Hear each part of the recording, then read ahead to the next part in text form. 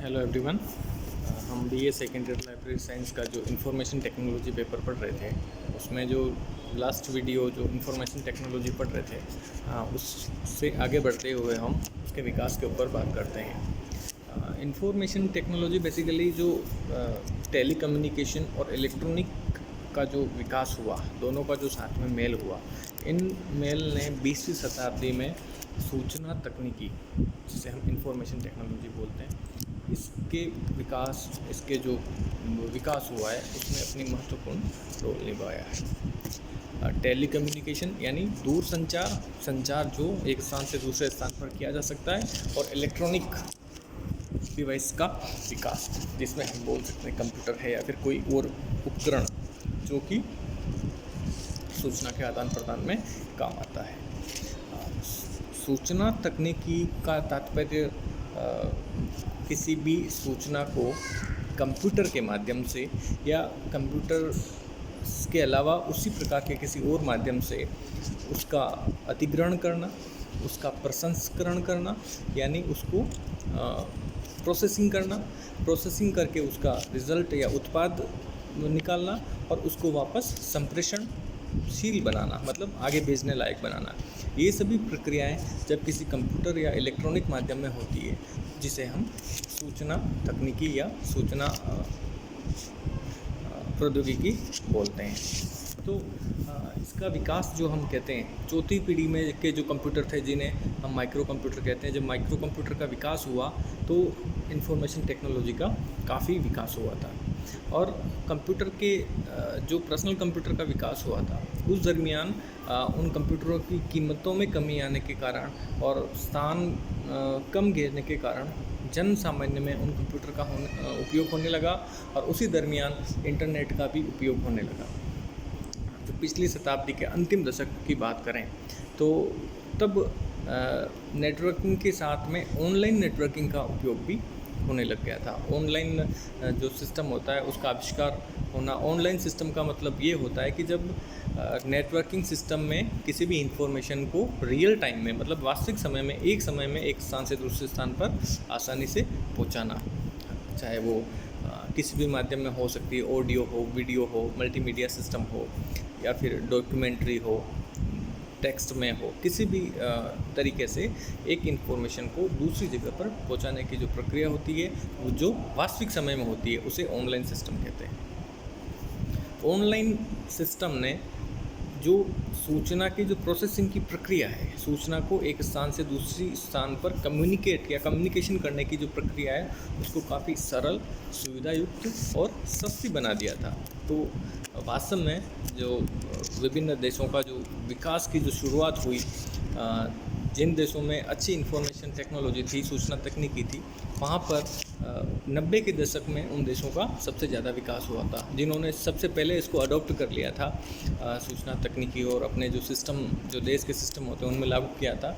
उनके विकास, उनका उस समय में काफ़ी ज़्यादा विकास हुआ, जो आज विकसित देशों के रूप में उपलब्ध है। ये जो युग है, ये सूचना क्रांति का युग है। सूचना क्रांति के युग में वास्तव में किसी भी जो देश है, उन देशों के विकास में सूचना एक अपना जो महत्वपूर्ण रोल है वो निभाती है। और उसमें जो इंटरनेट तकनीक है, इंटरनेट तकनीक बेसिकली नेटवर्किंग सिस्टम में एक स्थान से दूसरे स्थान को सूचनाएं रियल टाइम में या वास्तविक टाइम में पहुंचाने का काम करती है। इंटरनेट के आने का ये फ़ायदा हुआ कि इससे पहले जो नेटवर्किंग सिस्टम था, उसमें जब होस्ट कंप्यूटर या सर्वर से अगर कोई कंप्यूटर बंद हो जाता, डेड हो जाता, तो पूरा सिस्टम गड़बड़ हो जाता। लेकिन ऑनलाइन व्यवस्था इस प्रकार से हो गई इंटरनेट के माध्यम से कि कभी आपका इंटरनेट बंद नहीं होता। उसके इस प्रकार का नेटवर्क होता है कि एक जगह अगर आपका होस्ट कंप्यूटर बंद हो जाता है, तो वो इन्फॉर्मेशन दूसरी जगह से आपको मिल जाएगी। तो ओवरऑल कुल मिलाकर आप एक जगह पर बैठे हुए, आपका बिना कभी इंटरनेट को डेड हुए, आप कोई भी इन्फॉर्मेशन प्राप्त कर सकते हैं। अब बात करते हैं हम संचार की प्रक्रिया की, प्रोसेसिंग ऑफ कम्युनिकेशन। संचार के लिए जो सबसे महत्वपूर्ण साधन है, उसको कहते हैं नेटवर्किंग या जाल तंत्र। नेटवर्किंग का मतलब एक बिंदु से, एक कंप्यूटर से दूसरे कंप्यूटर का जुड़ा होना, चाहे वो एक कंप्यूटर से बहुत सारे कंप्यूटर जुड़े हों, चाहे बहुत सारे कंप्यूटर से बहुत सारे कंप्यूटर जुड़े हो, या एक गजट से दूसरा गजट जुड़े हो, बहुत सारे गजट से एक गजट जुड़ा हो, एक गजट से बहुत सारे गजट जुड़े हो, या फिर एक उपयोक्ता से बहुत सारे उपयोक्ता जुड़े हो। मतलब आपस में एक दूसरे से जुड़ा होना जाल तंत्र कहलाता है, और इनके बीच में सूचना का आदान प्रदान संचार प्रक्रिया कहलाती है। इसके अलावा संसाधनों की सहभागिता में भी संचार प्रक्रिया महत्वपूर्ण होती है, या किसी भी देश के सांस्कृतिक, सामाजिक, आर्थिक, राजनीतिक विकास में जो संचार प्रक्रिया है उसका महत्वपूर्ण रोल होता है। इसके बाद में हम बात करें संचार माध्यम की। संचार माध्यम जो है वो बिना नेटवर्क के कोई संचार माध्यम संभव नहीं है। बिना नेटवर्क के कोई भी संचार माध्यम इम्पॉसिबल है। इसलिए नेटवर्क बनाने से पहले संचार माध्यम नेटवर्क के थ्रू किस किस तरीके से हो सकता है, किसी भी एक बिंदु से दूसरे बिंदु के मध्य में सूचनाओं का आदान प्रदान किस किस प्रक्रिया के द्वारा हो सकता है। तो इसमें देखा जाए तो सबसे जो प्रचलित है वो है टेलीफोन लाइंस। टेलीफोन लाइंस के अलावा और भी जो कोएक्सियल केबल है, ऑप्टिकल फाइबर है, सैटेलाइट लिंक है, या जितने भी उपकरण हैं जो कि एक कंप्यूटर को दूसरे कंप्यूटर के मध्य में सूचनाओं के आदान प्रदान के लिए काम आते हैं, तो ये संचार माध्यम है। नेटवर्किंग के प्रकार देखें। नेटवर्क मतलब एक बिंदु से दूसरे बिंदु पर कितने टाइप से जुड़ सकता है, अगर उसकी बात करें तो नेटवर्क एक बिंदु से एक बिंदु, एक बिंदु से बहुबिंदु, बहुबिंदु से एक बिंदु, और बहुबिंदु से बहुबिंदु, यानी एक कंप्यूटर से अनेक कंप्यूटर, अनेक कंप्यूटर से एक कंप्यूटर, एक से अनेक मतलब जो बैंकिंग सिस्टम होता है उसको देख सकते हैं। अनेक से एक मतलब जैसे हमारा कोई कॉलेज एजुकेशन की हम सूचना अपने जो हमारा डायरेक्टरेट है वहाँ भेजते हैं, तो सभी कंप्यूटर, सभी कॉलेज के कंप्यूटर अपने अपनी सूचनाएं वहाँ एक कंप्यूटर पर भेजते हैं, तो अनेक बिंदु से एक बिंदु हो गया। इसके अलावा बहुबिंदु से बहुबिंदु मतलब बहुत सारे कंप्यूटर से सूचना बहुत सारे कंप्यूटर तक पहुँचाना। तो 3 प्रकार से जो नेटवर्किंग की है वो उनका सूचनाओं का आदान प्रदान होता है। इसके अलावा अगर व्यवहार से देखा जाए, हम व्यवहार से देखें तो जो नेटवर्किंग की है वो 3 प्रकार की होती है, जिसमें हम जानते हैं local area network, metropolitan area network और वाइड एरिया नेटवर्क। तो लोकल एरिया नेटवर्क के अंतर्गत हम लोकल जो स्थानीय जो नेटवर्क होता है, किसी संस्थान के अंदर जो कम संख्या में कंप्यूटर एक दूसरे से कम्युनिकेशन करते हैं, तो उसको लोकल एरिया नेटवर्क कहते हैं। क्षेत्रीय लेवल पर जो सूचनाओं का आदान प्रदान होता है एक कंप्यूटर से दूसरे कंप्यूटर के मध्य में, तो वो मेट्रोपॉलिटन एरिया नेटवर्क कहलाता है। जैसे बड़े शहर का या 2-3 शहरों का साथ मिलकर, और किसी देश के जितने भी शहर हैं, जितने भी राज्य हैं, उनका आपस में नेटवर्किंग सिस्टम। और जो लैन है लोकल एरिया, वो स्थानीय स्तर पर जो नेटवर्किंग होती है वो लैन होता है। और वैन जिसे वाइड एरिया नेटवर्क बोलते हैं, वह एक देश से दूसरे देश के मध्य में या एक बड़े संस्थान से दूसरे बड़े संस्थान के मध्य में स्थापित होता है। जो वर्तमान में जो हम इंटरनेट यूज़ करते हैं वह वाइड एरिया नेटवर्क के अंतर्गत आता है। इंटरनेट नेटवर्कों का नेटवर्क है जिसको हम महा नेटवर्क बोल सकते हैं। तो जो इंटरनेट है वो वाइड एरिया नेटवर्क के अंतर्गत आता है। किसी भी देश की इन्फॉर्मेशन कोई भी देश अपनी आवश्यकता अनुसार प्राप्त कर सकता है। तो व्यवहार में ये 3 प्रकार के नेटवर्क होते हैं। इसके अलावा नेटवर्क की अगर हम संरचना देखें, उनकी टोपोलॉजी देखें, नेटवर्क किस किस प्रकार के होते हैं, तो नेटवर्क बेसिकली जो एक कंप्यूटर दूसरे कंप्यूटर या एक टर्मिनल दूसरे टर्मिनल से जुड़ा होता है, तो किस किस प्रकार से जुड़ा हो सकता है। तो उसमें 3-4 प्रकार हैं, जिसमें स्टार नेटवर्क कहते हैं, जिसमें एक केंद्रीय कंप्यूटर होता है, उससे अलग अलग दिशाओं में उसके कंप्यूटर जुड़े होते हैं, तो उसे स्टार नेटवर्क कहते हैं, स्टार नेटवर्क। दूसरा है mash network. Mash means mashup मतलब एक दूसरे से मिला जुला होना। सभी कंप्यूटर एक दूसरे से आपस में जुड़े हुए होते हैं, सभी कंप्यूटर एक दूसरे से आपस में जुड़े होते हैं, उनमें कोई एक सर्वर कंप्यूटर नहीं होता है, सभी अपने आप में सर्वर कंप्यूटर होते हैं। जबकि स्टार कंप्यूटर में, स्टार नेटवर्किंग में एक जो मेन होस्ट कंप्यूटर होता है उससे बहुत सारे कंप्यूटर जुड़े होते हैं। ये जो नेटवर्क सिस्टम हैं, टोपोलॉजीज़ हैं, इनके अपने अलग अलग फ़ायदे हैं, अलग अलग नुकसान हैं। बेसिकली जो नेटवर्किंग सिस्टम है, जो टोपोलॉजी है, या फिर जो इंटरनेट से संबंधित जो जितनी भी बातें हैं वो हम थर्ड ईयर में पढ़ेंगे, लेकिन हम सामान्य जानकारी इनकी अभी लेंगे। जो तीसरा नेटवर्क है वो है बस नेटवर्क, जिसमें एक मेन लाइन चलती है, उस मेन लाइन से अलग अलग कंप्यूटर एक दूसरे से जुड़े होते हैं। यानी एक बस के आकार में जो हम बीच में एक लाइन होती है, उस लाइन के अलावा जो अलग अलग सीटें होती है, तो एक मेन लाइन चलती है जो सर्वर केबल होती है, उससे अलग अलग जो क्लाइंट कंप्यूटर जुड़े होते हैं। इसके भी अपने अपने अलग अलग फ़ायदे हैं, अलग नुकसान हैं। और जो चौथा जो नेटवर्क टोपोलॉजी है वो है रिंग नेटवर्क। कंप्यूटर एक रिंग के रूप में जुड़े होते हैं। एक जो जिसे हम रिंग, जो गोलाकार रिंग होती है, उसमें उस लाइन में कंप्यूटर आपस में जुड़े होते हैं। उसमें भी अलग अलग सभी कंप्यूटर आपस में सर्वर होते हैं और सभी कंप्यूटर क्लाइंट कंप्यूटर होते हैं। एक जगह से अगर कोई नेटवर्क कट हो जाता है तो पूरी लाइन ही ख़त्म हो जाती है, पूरी लाइन ही बंद हो जाती है। तो ये नेटवर्क टोपोलॉजी के प्रकार है। वर्तमान में जो नेटवर्किंग सिस्टम यूज़ होता है, जो हम अपने मोबाइल में, कंप्यूटर में या कहीं भी देखते हैं, वह मैश नेटवर्क है। मैश नेटवर्किंग के द्वारा सभी जो गैजेट्स हैं या फिर जो टर्मिनल्स हैं वो एक दूसरे से आपस में जुड़े होते हैं और अपना जो कभी भी इनके जो आपस में जो नेट का कट होना या फिर कम्युनिकेशन का कट होना नहीं होता है। तो मैश नेटवर्क का उपयोग सर्वाधिक किया जाता है। इसके अलावा हम बात करें तो इंटरनेट के विकास ने इस पूरे विश्व को एक ग्लोबल विलेज के रूप में स्थापित कर दिया है। पूरे विश्व को एक ग्लोबल विलेज के रूप में स्थापित कर दिया है।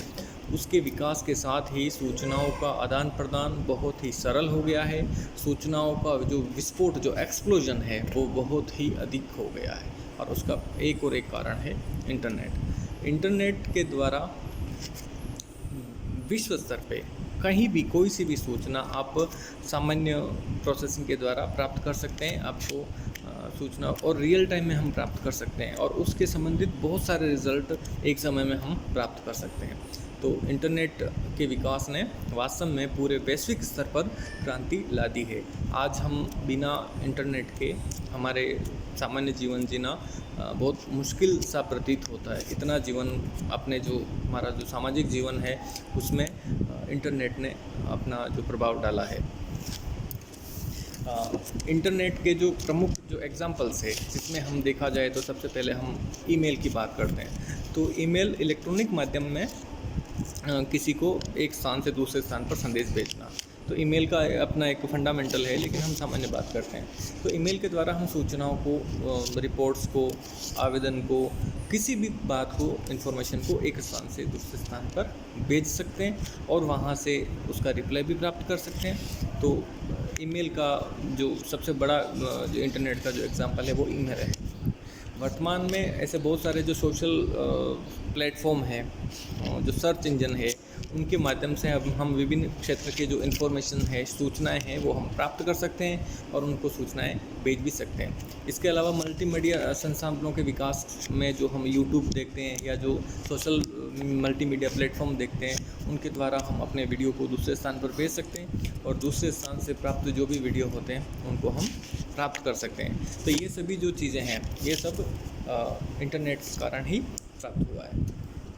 जो इंटरनेट की शुरुआत पहले यूएसए में हुई थी, 1960 के जो डिकेड था, दशक था, तो वहाँ से इंटरनेट की शुरुआत हुई। तब तो विभिन्न देश अपनी सुरक्षा मामलों में ही इंटरनेट का उपयोग करते थे, लेकिन धीरे धीरे ये जो उपयोग है वो सामान्य हो गया और माइक्रो कंप्यूटर के विकास के साथ ही इसका जो उपयोग है बहुत ही लार्ज स्केल पर होने लगा। और वर्तमान में जो जितने भी इलेक्ट्रॉनिक्स उपकरण है जो कि इंफॉर्मेशन टेक्नोलॉजी से जुड़े हुए हैं, उनमें सभी में जो इंटरनेट का उपयोग होता है। इसके अलावा डाटा संप्रेषण की प्रक्रिया, आंकड़े या डाटास एक स्थान से दूसरे स्थान पर कैसे जाते हैं, इसके बारे में हम बात करते हैं। तो डेटा जो संप्रेषण है वो सूचना संचार प्रक्रिया का एक महत्वपूर्ण अंग है। तो डेटा बेसिकली 3 प्रकार से हम उनको एक स्थान से दूसरे स्थान पर भेज सकते हैं। जिसमें पहला है ट्रांसमीटर। ट्रांसमीटर मतलब जो डाटा है उसको कलेक्ट करके भेजने के लायक बनाना, मतलब भेजने के लिए हम उनको ट्रांसमीटर के द्वारा हम उन डाटा को एक स्थान से दूसरे स्थान पर भेजने के लिए शुरुआत करते हैं। जो पहला प्रोसेस होता है वो ट्रांसमीटर होता है। ट्रांसमीटर के अलावा अब एक स्थान से दूसरे स्थान पर आप भेज रहे हो तो उसके लिए माध्यम क्या है। आप वायरलेस सिस्टम से भेज रहे हो, आप किसी केबल से भेज रहे हो, आप ऑप्टिकल फाइबर से भेज रहे हो, तो चैनल एक स्थान से दूसरे स्थान पर डाटा किस प्रकार से जाएगा। और तीसरा होता है संग्राहक, रिसीवर, उस डाटा को प्राप्त करने वाला चैनल। तो उसको प्राप्त करने वाला जिसे डिकोडर बोलते हैं, तो प्राप्त करके उसको वापस जिस लैंग्वेज में या जिस फॉर्म में जो आउटपुट चाहिए वो आउटपुट संग्राहक के द्वारा प्राप्त होता है। ट्रांसमीटर, चैनल और संग्राहक। ट्रांसमीटर, चैनल और रिसीवर। ट्रांसमीटर जो अपनी जो क्वेरीज होती है, अपने जो डाटाज होते हैं उनको उनकी लैंग्वेज में बोलता है, इलेक्ट्रॉनिक लैंग्वेज में चेंज करता है। इसको इनकोडर बोलते हैं। चैनल से वो डाटा एक स्थान से दूसरे स्थान पर जाता है और दूसरे स्थान पर जाने के बाद में जो डिकोडर होता है, जो संग्राहक होता है, वो संग्राहक उस डाटा को कलेक्ट करके उसको वापस अपनी ही लैंग्वेज में अपने को प्रदान करता है। तो इस प्रकार सूचना का, डाटा का संप्रेषण एक स्थान से दूसरे स्थान पर होता है। अब डाटा को जो संप्रेषण है वो दो प्रकार से होता है। जैसे ईमेल करते हैं हम, जैसे ईमेल रियल टाइम में नहीं होता है, वास्तविक समय में नहीं होता है। एक ईमेल करने के बाद वो ईमेल चला जाता है, उसके बाद में उसका आंसर मिलता है। लेकिन जो समकालिक जो सेवा होती है, जो समकालिक सिस्टम होता है, उसमें जिसे साइंक्रोनस बोलते हैं, उसमें रियल टाइम हम जैसे वीडियो कॉन्फ्रेंसिंग करते हैं या ऑडियो कॉलिंग करते हैं, तो हम एक साथ में बहुत सारे जो टर्मिनल्स होते हैं उनसे जुड़े होते हैं और हम अपनी सूचनाओं को आदान प्रदान उसी टाइम में होता है, तो वो सिंक्रोनस होते हैं। और एनक्रोनस जो असमकालिक होते हैं, मतलब एक समय में एक ही सूचना पहुंचना। आप मेल करो, मेल कर दिया आपने, मेल करने के बाद आपको रिसीव होगा, उसके बाद में वापस मेल कर पाओगे, या फिर एक समय में एक ही ट्रांसमिशन होगा, तो वो जिसे असमकालिक कहते हैं। और जो समकालिक जो डाटा का ट्रांसमिशन होता है वो रियल टाइम होता है, जैसे वीडियो कॉन्फ्रेंसिंग होना या फिर ऑडियो कॉलिंग होना, ये समकालिक होता है। तो ये सब संचार की प्रक्रियाएं हैं। तो और ये संचार की प्रक्रियाएं सूचना तकनीकी का महत्वपूर्ण उपयोग है। आज इंफॉर्मेशन कम्युनिकेशन टेक्नोलॉजी है, तो सूचना, संचार और तकनीकी, तो संचार का नाम भी महत्वपूर्ण रूप से इसमें जुड़ा हुआ है। आईटी से आज आईसीटी बन चुका है। तो वैसे ये जो बेसिक जानकारी है ये अपने सेकेंड ईयर में नहीं है, इनको थर्ड ईयर में लार्ज स्केल पर पढ़ेंगे, लेकिन बेसिक जानकारी होना ज़रूरी था, इसलिए हमने बताया।